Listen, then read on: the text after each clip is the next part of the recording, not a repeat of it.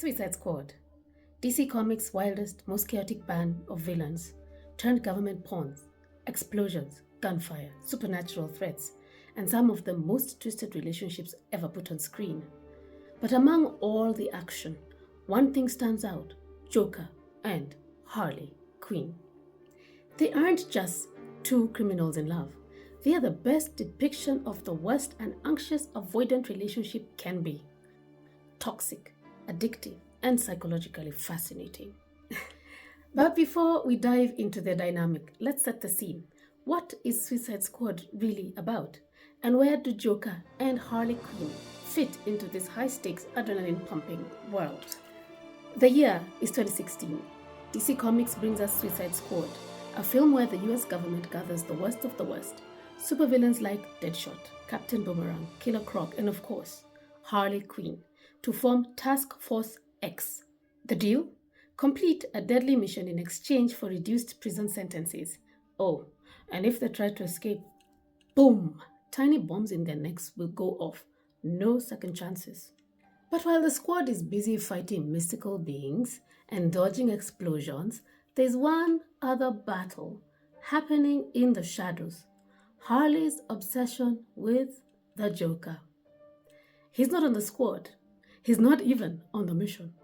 But that doesn't stop him from weaving in and out of the film, disrupting everything just to get his girl back. He's the ghost in the machine, appearing when you least expect him, always just in and out of reach. And that's exactly why Harley can't get enough of him.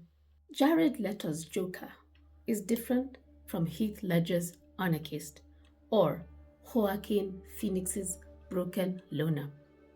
The Joker is a mob boss, a crime lord. He's untouchable, unpredictable, and completely in control.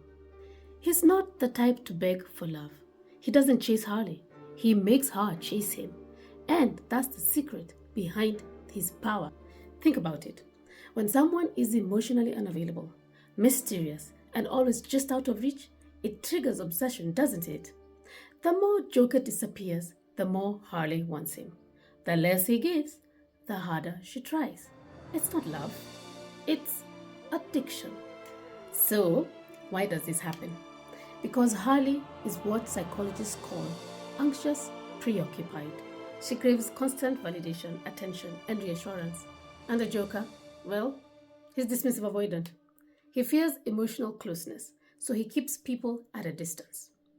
It's a toxic push and pull. The more she clings, the more he pulls away. The more he pulls away, the more desperate she becomes. Sounds familiar? This is why their relationship isn't just dangerous. It's textbook psychology. Joker is the ultimate unavailable partner. And Harley, she is the ultimate chaser. But here's where it gets even deeper. Joker doesn't just ignore Harley. He gives her just enough love to keep her hooked. This is called intermittent reinforcement. It's the same psychological trick that keeps people addicted to gambling. You don't win every time, but when you do, it feels like the biggest high ever. That's what Joker is doing to Harley. He disappears, abuses her, neglects her, and then suddenly he's rescuing her, calling her his girl. I have done everything you said, every test, every trial, every initiation. I have proved I love you. Just accept it. Got it. I am not someone who is loved. I'm an idea. State of mind. I execute my will according to my plan, and you, Doctor, are not part of my plan. This is what makes leaving so hard. Because in Harley's mind, every time the Joker does come back, it feels like proof that he really loves her. And that's the illusion. It's almost impossible to break. And let's not forget the jealousy and the possessiveness. Even though Joker refuses to give Harley consistent love, he doesn't want anyone else to have her either. That's another classic sign of an avoidant partner. They don't want closeness, but they also don't want to let go. They don't want to share. Meanwhile, Harley's self-worth is so tied to Joker that she's willing to do anything to keep his attention. She jumps into a vat of chemicals. She kills for him. She laughs off the abuse and calls it love. That's trauma bonding. When the pain and pleasure of a relationship becomes so entangled that you can't tell the difference anymore.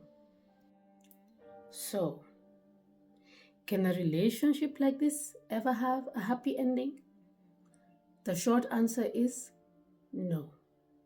Not unless both partners are willing to go through serious healing. But here's the thing. Harley does eventually wake up.